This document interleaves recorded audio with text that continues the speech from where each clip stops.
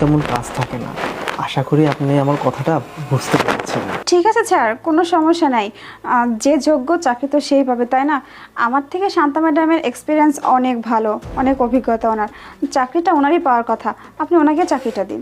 ঠিক আছে, আমি বুঝতে পেরেছি। তবে কাকে চাকরি দিব আর কাকে দিব না সেটা ভেবেচিন্তে দেখব। একটা কথা, আমি তো চোখে দেখতে পাই না, আমাকে কি কেউ আপনাদের মধ্যে একটু ওয়াশরুমে নিয়ে যাবেন? যান যান, স্যারকে ওয়াশরুমে নিয়ে যাচ্ছেন।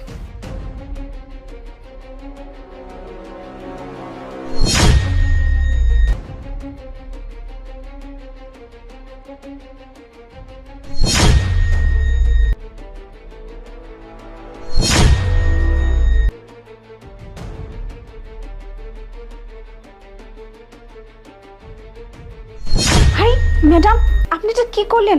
আপনি স্যারের সমস্ত টাকা জিনিসপত্র নিজের কাছে রেখে দিয়েছেন, এটা কিন্তু ঠিক না।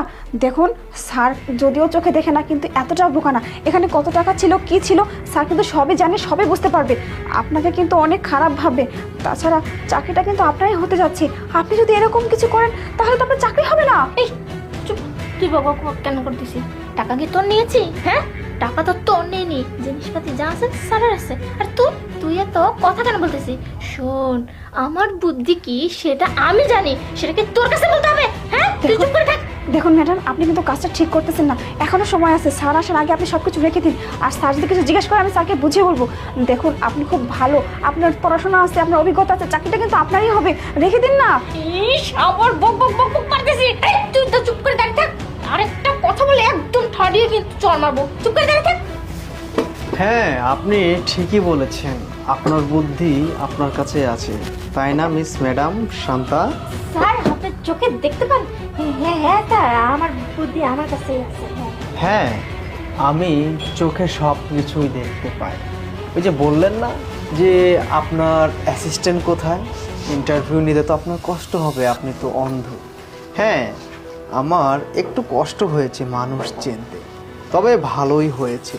ইন্টারভিউটা দারুণ হয়নি? এই তো টাকাগুলো আপনি তো নিয়েছেন, চোখেই দেখলাম।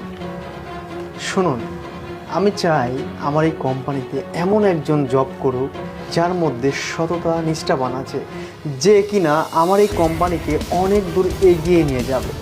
কিন্তু আপনার মধ্যে যে লোভ লালসা, যে ক্ষোভ, যে ক্ষুধার্ত একটা ভাব আছে না, সেটা তো দূরে নেওয়ার কথা পরেই বলি।